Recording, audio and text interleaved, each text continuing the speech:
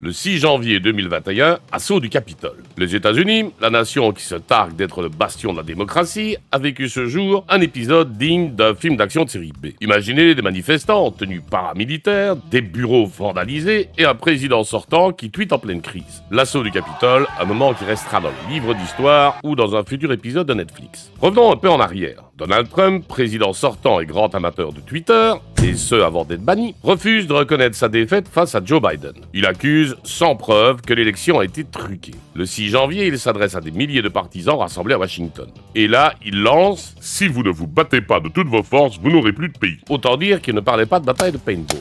Et ses partisans l'ont pris au mot. Ils ont marché sur le Capitole pour empêcher la certification des résultats de l'élection. Le problème, ce n'était pas une simple manifestation, c'était une émeute qui allait dégénérer. À 12h53, les premiers affrontements éclatent devant le Capitole. Les barrières de sécurité sont brisées et certains manifestants semblent prêts pour une partie de Call of Duty. À 14h15, ils envahissent le bâtiment, interrompent le congrès et font même une petite visite des bureaux, comme celui de Nancy Pelosi, la présidente de la Chambre des représentants. Une mention spéciale va au Shaman Cannon, probablement la seule personne à avoir confondu invasion et cosplay viking. À ce stade, tout ressemblait à une scène absurde, sauf que c'était bien réel. Le bilan humain est lourd. 5 morts, dont un policier et des centaines de blessés. Mais ce n'est pas tout. Donald Trump a été accusé d'incitation à l'insurrection, devenant le premier président américain à subir 2 fois une demande en destitution. Bien que cette deuxième était purement symbolique, puisqu'il finissait son mandat quelques semaines plus tard. Plus de 1200 personnes ont été inculpées pour le rôle dans l'assaut. Joe Biden, alors président élu, a dénoncé l'événement comme une attaque contre la démocratie. Il a déclaré « Donald Trump préfère son ego blessé à notre démocratie ». L'assaut du Capitole a mis en lumière la polarisation extrême de la société américaine. Il a aussi soulevé de grandes questions. Comment lutter contre la désinformation? Comment protéger les institutions démocratiques? Et surtout,